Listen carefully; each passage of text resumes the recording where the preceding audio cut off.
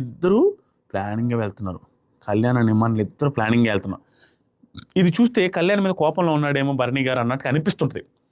ఈ సిచ్యువేషన్ వేరే సిచ్యువేషన్లో ఉన్నాడు, ఈ సిచ్యువేషన్లో కూడా కోపంగానే ఉన్నాడు. బట్ రీజనబుల్ కోపం అది. ఎలా అంటే నిజంగానే కళ్యాణ్ ఇమాన్యుల్ ఇద్దరు ఓవర్ స్ట్రాటజిక్గా వెళ్తున్నారు. క్లియర్గా లాస్ట్ మన ఇద్దరం ఆడాలి అనే ప్లాన్లోనే వెళ్తున్నారు వాళ్ళు. Clear strategy. దాన్ని తప్పు పడదామా అంటే నాకు తప్పు పట్టలేకపోతున్నా. ఎందుకంటే అక్కడ ఆడని వాళ్ళు ఎవరు అనిపిస్తుంది. భరణి గారు సుమనన్న కోసం నిలబడుతున్నాడు. సుమనన్నతో ఆడాలి, సుమనన్నని పంపించకుండా సుమనన్నతో లాస్ట్లో ఉండాలి, సుమనన్న అయినా గెలవాలి, నేనైనా గెలవాలని ఉంది.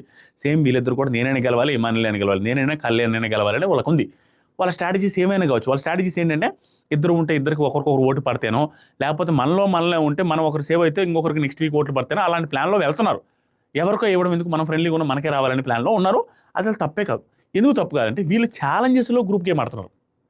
వీళ్ళు ఏం చేస్తున్నారంటే ఛాలెంజెస్లో గ్రూప్ గేమ్ ఆడి గ్రూప్ గేమ్ ఆడడానికి ప్లాన్ చేస్తూ నెక్స్ట్ వచ్చే యుద్ధం ఉంది చూసారా, ఆ యుద్ధాన్ని సెలెక్ట్ చేసుకునే వాళ్ళని కొంచెం తక్కువగా ఆడతారనే వాళ్ళని సెలెక్ట్ చేసుకునేటికి ప్లాన్ చేస్తున్నారు. అది పెద్ద ఇది ప్రాబ్లం ఏం కాదు, ఎందుకంటే అందరూ అదే చేశారు, అందరూ ఆల్మోస్ట్ అదే ప్లాన్లో ఉంటున్నారు. కాబట్టి నేను తప్పు పట్టలేకపోతున్నాను. బట్ తప్పు పట్టే వాళ్ళని నేనేం క్వశ్చన్ చేయను. అది తప్పు పట్టాలని కూడా తప్పు పట్టచ్చు, అరే ఇండివిజువల్గా ఆడొచ్చు కదా అనే. కానీ ఇక్కడ ప్రాబ్లం ఏమవుతుందంటే ఎలివేషన్స్ మిస్ అవుతాయి. ఇప్పుడు కళ్యాణ్ కావచ్చు, ఇమాన్యుల్ కావచ్చు, ఈ యుద్ధాన్ని దగ్గరికి వచ్చినప్పుడు 1-on-1 వచ్చి ఆడుతున్నారు వీళ్ళు.